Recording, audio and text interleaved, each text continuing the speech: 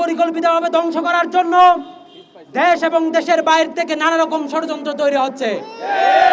আমরা দেখতে পাচ্ছি ভারতের ইন্ধনে রয়ের পরিকল্পনায় জুলাই বিপ্লবকে পরিকল্পিতভাবে দেশের মানুষকে স্যাবোটাইজ করার জন্য, বিপ্লবের পক্ষের শক্তিগুলোকে স্যাবোটাইজ করার জন্য দেশের ভেতরে এবং দেশের বাইরে থেকে একটা পক্ষ পরিকল্পিতভাবে কাজ করে যাচ্ছে।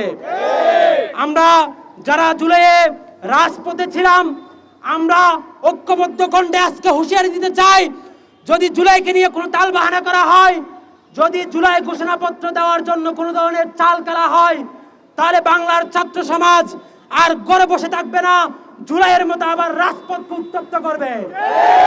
আমরা বলতে চাই, আমাদের 2000 শহীদ ভাইদের রক্তে যে বিপ্লব হয়েছে, সেই বিপ্লবের ঘোষণাপত্র অতি শীঘ্রই নির্ধারিত যে কার্য দিবস আছে, সেই কার্য দিবসের মধ্যে জুলাইয়ের ঘোষণাপত্র ঘোষণা করতে হবে। জুলাইয়ের যে সমস্ত গাদ্দার আছে তাদেরকে চিহ্নিত করে, ছাত্র সমাজের কাছে তাদেরকে পরিচিত করে, তাদেরকে রাষ্ট্র ব্যবস্থার সাথে সম্পৃক্ত যে কোনো কাজকর্ম থেকে তাদেরকে বিরত রাখতে হবে।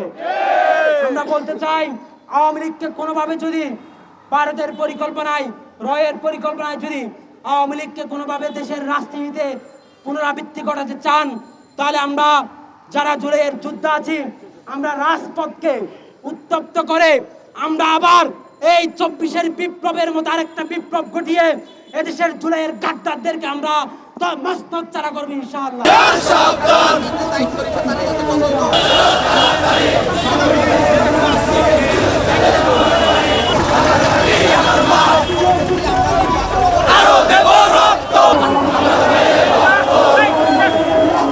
বিজয়